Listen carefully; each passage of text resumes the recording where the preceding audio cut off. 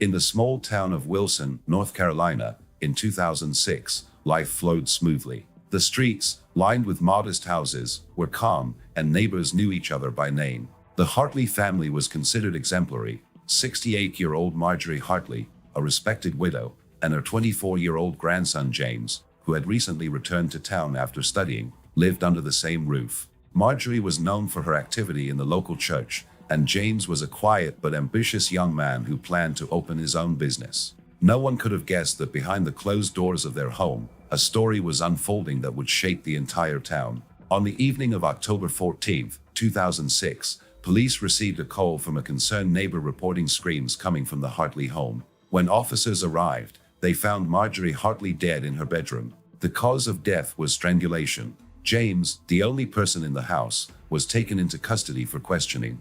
At first, the case seemed simple, a domestic dispute that may have turned tragic. But as investigators dug deeper, details emerged that no one expected to hear. Secret relationships, hidden from everyone, and motives that were difficult to comprehend formed the basis of one of the most shocking cases in Wilson history. In 2006, Wilson was a typical American town with a population of about 50,000. The economy depended on agriculture and small businesses, and social life revolved around churches, local schools, and community events. The Hartley family was part of that fabric. Marjorie Hartley, born in 1938, lived in Wilson her entire life. After her husband died in 1998, she remained in their two-story home on Oak Street. Marjorie was an active member of the First Baptist Church, participated in fundraisers, and was known for her hospitality. Neighbors described her as a vibrant woman who, despite her age, maintained a zest for life and cared for her family. Her grandson,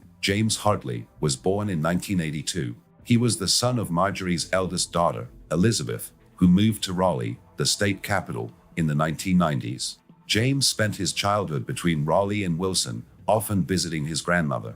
In 2004, he graduated from college with a degree in business administration and moved back to Wilson to be closer to Marjorie. He moved into her home, occupying a room on the second floor. According to acquaintances, James planned to open an auto repair shop and saved money by working part-time at a local supermarket. He was considered polite and driven, if withdrawn. The Hartleys' home on Oak Street was built in the 1960s. It was a modest brick house with 3 bedrooms, a large backyard, and a covered porch. Neighbors often saw Marge watering flowers or James fixing up an old pickup truck in the yard. There was no indication of trouble, but in 2005, some noticed changes. Marge began showing up to church less often, citing fatigue. James, on the other hand, spent more time at home, refusing to meet with friends. Neighbors recalled that the windows of the house were often covered and the doors were often locked. Police reports filed after the events of October 14, 2006, include statements from neighbors. One, Richard Davis, 52, who lived across the street, said he had heard loud conversations coming from the Hartleys' home late at night in the months before the tragedy. He dismissed it as a normal family dispute. Another neighbor, Linda Walker, 45, said Marjorie had begun to avoid talking about James, although she had once proudly spoken of his plans. These seemingly insignificant details later became part of the investigation. In the Hartley home, police found a typical setting: a tidy living room with family photos, a kitchen with the smell of freshly cooked food, and Marge's bedroom, where the crime took place. At first glance, there was nothing to indicate that the house hid secrets. However, in James's room, investigators found several items that raised questions: a diary with entries dated 2005 to 2006, and letters addressed to Marge but not sent. These finds became the starting point for understanding what was happening between grandmother and grandson. By the time James was apprehended, police had no clear picture of the crime. He did not resist arrest and appeared calm, although he refused to answer questions without a lawyer. His behavior contrasted with the shock that Wilson residents experienced when they learned of Marjorie's death. In the first hours after the body was discovered, no one could have predicted that the case would take such an unusual turn. Investigators had to figure out what led to the tragedy in the house that seemed like a stronghold of family comfort. On the morning of October 15, 2006, Wilson police launched a full-scale investigation into the murder of Marjorie Hartley. The house on Oak Street was cordoned off and investigators began collecting evidence. Marjorie was found on her bed in her bedroom, wearing a nightgown. There were signs of strangulation around her neck and a silk scarf, later identified as hers, was lying on the floor nearby. A pathologist arrived at the scene and gave a preliminary time of death of between 9 p.m. and 11 p.m. the previous day. There were no signs of a struggle on the body, indicating that the victim likely knew her attacker and was not expecting an attack. James Hartley, the only person in the house, was taken to the station. His clothes, jeans, and a t-shirt were taken for analysis. At the time of his arrest, he made no statement other than a request for a lawyer. His calmness raised questions among investigators, but they had no basis for charges other than the fact that he was at the scene of the crime. There were no signs of forced entry or presence of strangers in the house, making James the prime suspect. The investigation team, led by Detective Robert Clark, began searching the house. In Marge's bedroom, they found a few small items, in addition to the scarf, an open book on the bedside table, a glass of water, and blood pressure medication. James's room was more revealing. On his desk lay a diary with handwritten entries. Most of the pages contained notes about everyday life, but some were emotional, with references to feelings and secrets. The police also found several unsent letters addressed to Marge, but without any specific content that would immediately indicate a motive. Neighbors interviewed that day gave conflicting accounts. Richard Davis, who lived across the street, confirmed hearing screams around 10 p.m. but did not see anyone enter or leave the house. Linda Walker said Marjorie had seemed depressed in recent months but would not share the reasons. Another neighbor, Thomas Brown, 60, said James had recently been fixing a fence in his yard and seemed tense but did not engage in conversation. A forensic examination conducted that same day revealed that James's fingerprints were on a scarf used to strangle her. This was the first hard evidence, although the defense would later argue that the prints could have been caused by everyday use of the scarf. No DNA was found on Marjorie's body, other than traces that could have belonged to James, but these were insufficient to establish a definitive conclusion. The lack of obvious signs of a struggle complicated the picture. Marjorie did not appear to have resisted. Detective Clark decided to focus on James's past and his relationship with his grandmother. Interviews with relatives revealed that Marjorie had been a key figure in James's childhood. His mother, Elizabeth, worked 2 jobs, and James often stayed with his grandmother. Elizabeth, who had come to Wilson after learning of her mother's death, was shocked and could not believe that James could have been involved. She described him as a quiet man who respected Marjorie. At the same time, police began looking into Hartley's financial records. Marge was living on her pension and her husband's savings, and renting out a small apartment in Raleigh. Her accounts were in order, but investigators noticed that she had withdrawn several large sums of cash in recent months. James, for his part, had no significant income other than his salary at the supermarket. This raised speculation about a possible financial motive, but there was no evidence yet. By the end of the first day of the investigation, the police had only preliminary evidence: fingerprints on a scarf, diary entries, and statements from neighbors. James remained at the station, but no formal charges had yet been filed.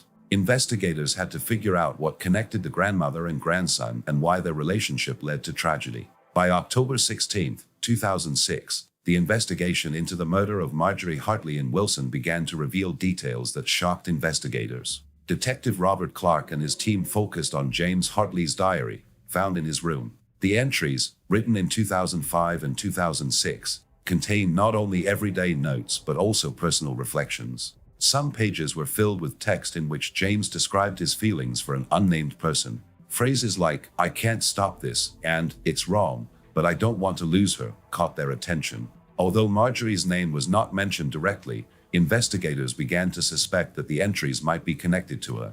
To confirm this theory, police conducted a second search of the house. In Marge's bedroom, in a dresser drawer, they found a small box of letters written by James. These letters, dated 2005, were more explicit. In one, James wrote, "You are the only one who understands me, but I am afraid that we will not be accepted." The letters did not contain any explicit indication of the nature of their relationship, but the tone and content hinted at a closeness beyond family ties. Investigators also found photographs in James's room of him and Marge on family holidays, but some of the pictures seemed unusually personal, with the two standing closer than is customary for a grandmother and grandson. To understand the nature of their relationship, police interviewed friends and relatives. James's mother, Elizabeth, claimed to be unaware of any problems between her son and mother. However, she did mention that James had been calling her less since returning to Wilson and avoided talking about his life. Friends of James's from college said he made no mention of a girlfriend or romantic relationships,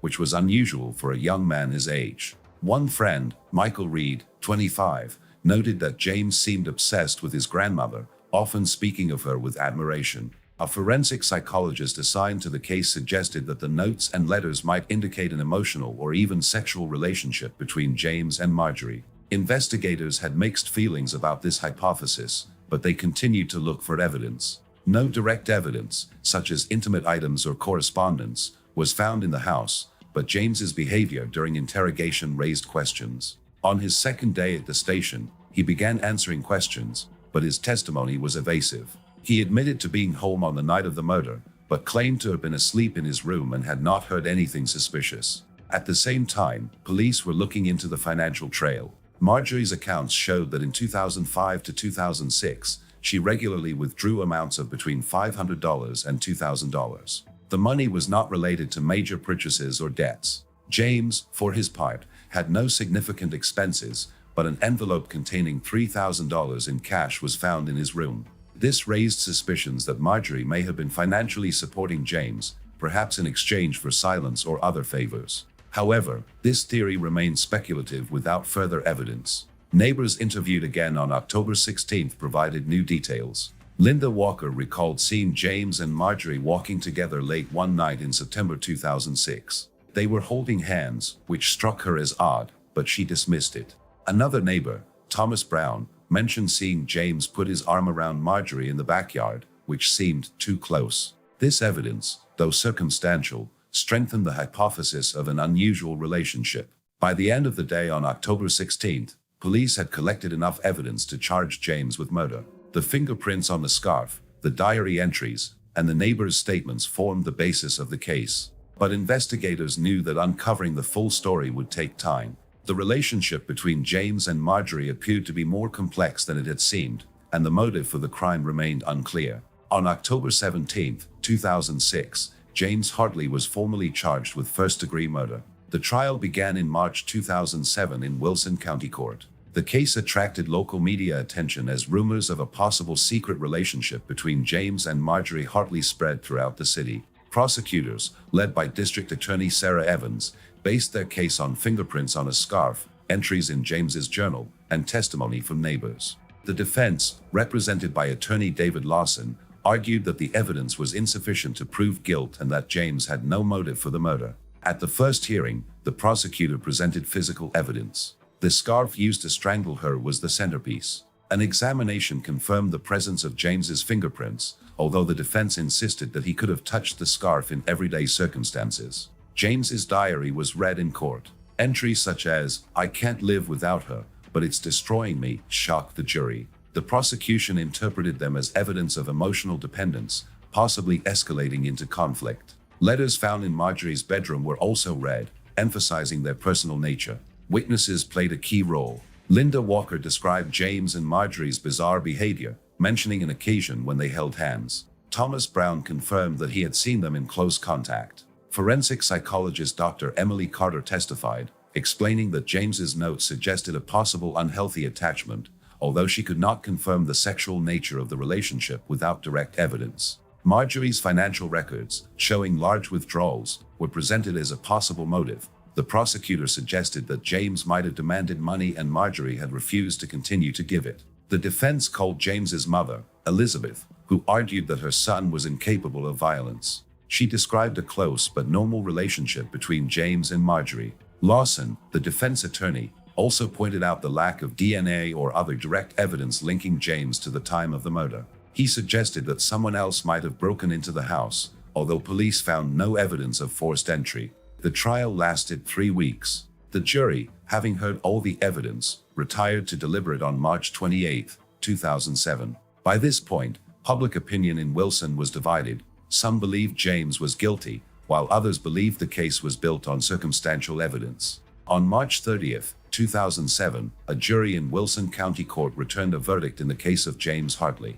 After 2 days of deliberations, they found him guilty of first-degree murder. Judge Richard Thompson sentenced James to life in prison without parole. The court's decision was based on a combination of evidence: fingerprints on a scarf, journal entries, neighbors' testimony, and circumstantial evidence of an emotional affair between James and Marjorie. Although there was no direct evidence proving the sexual nature of their relationship, prosecutor Sarah Evans convinced the jury that the crime was motivated by conflict caused by Marjorie's attempt to break off their affair. James remained silent as the verdict was read. His lawyer, David Lawson, announced plans to appeal, arguing that the case was built on speculation, not fact.